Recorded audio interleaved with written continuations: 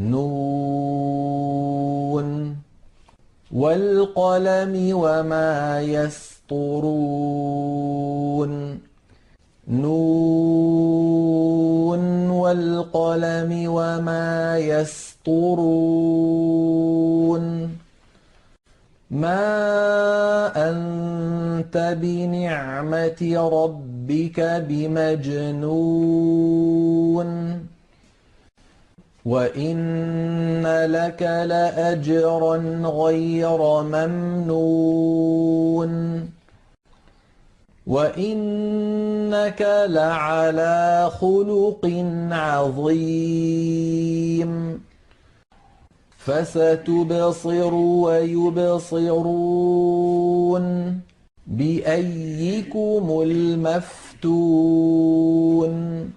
إن ربك هو أعلم بمن ضل عن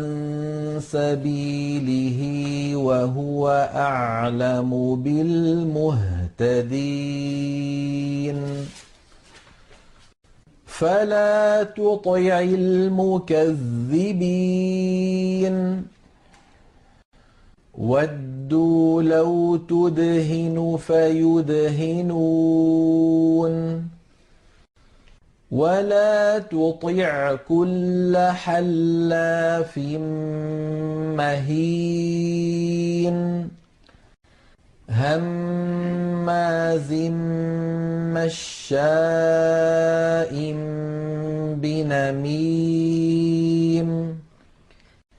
مناع للخير معتد أثيم عتل بعد ذلك زنيم أن كان ذا مال وبنين إذا تتلى عليه آياتنا قال أساطير الأولين سنسمه على الخرطوم إنا بلوناهم كما بلونا أصحاب الجنة إذ أقسموا ليصرمنها مصبحين ولا يستثنون فطاف عليها طائف من ربك وهم نائمون فأصبحت كالصريم فتنادوا مصبحين أن اغدوا على حرثكم إن كنتم صارمين فانطلقوا وهم يتخافتون ألا يدخلنها اليوم عليكم مسكين وغدوا على حرد قادرين فلما رأوها قالوا إنا لضالون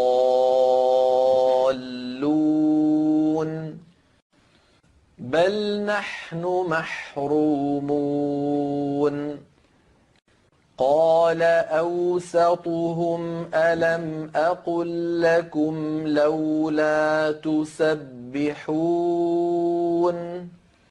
قالوا سبحان ربنا إنا كنا ظالمين فأقبل بعضهم على بعض يتلاومون قالوا يا ويلنا إنا كنا كنا طاغين عسى ربنا أن يبدلنا خيرا منها إنا إلى ربنا راغبون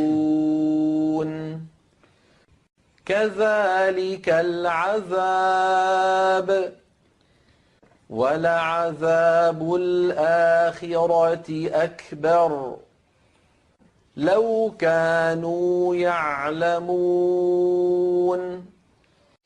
إن للمتقين عند ربهم جنات النعيم أفنجعل المسلمين كالمجرمين ما لكم كيف تحكمون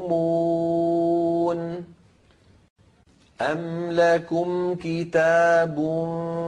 فيه تدرسون إن لكم فيه لما تخيرون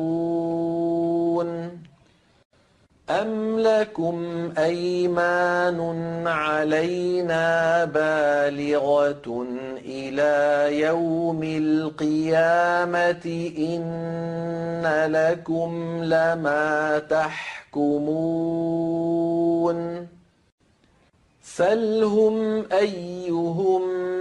بذلك زعيم أم لهم شركاء فليأتوا بشركائهم إن كانوا صادقين يوم يكشف عن ساق ويدعون إلى السجود فلا يستطيعون خاشعة أبصارهم ترهقهم ذلة وقد كانوا يدعون إلى السجود وهم سالمون فذرني ومن يكذب بهذا الحديث سنستدرجهم من حيث لا يعلمون وأملي لهم إن كيدي متين أم تسألهم أجرا فهم من مغرم مثقلون أم عندهم الغيب فهم يكتبون فاصبر لحكم ربك ولا تكن كصاحب الحوت إذ نادى وهو مكظوم لولا أن تداركه نعمة من ربه لنبذ بالعراء وهو مذموم فاجتباه ربه فجعله من الصالحين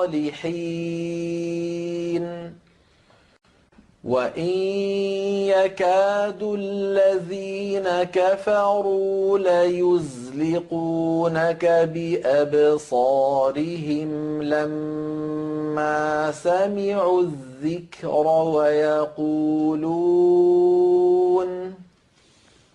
ويقولون إنه لمجنون وما هو إلا ذكر للعالمين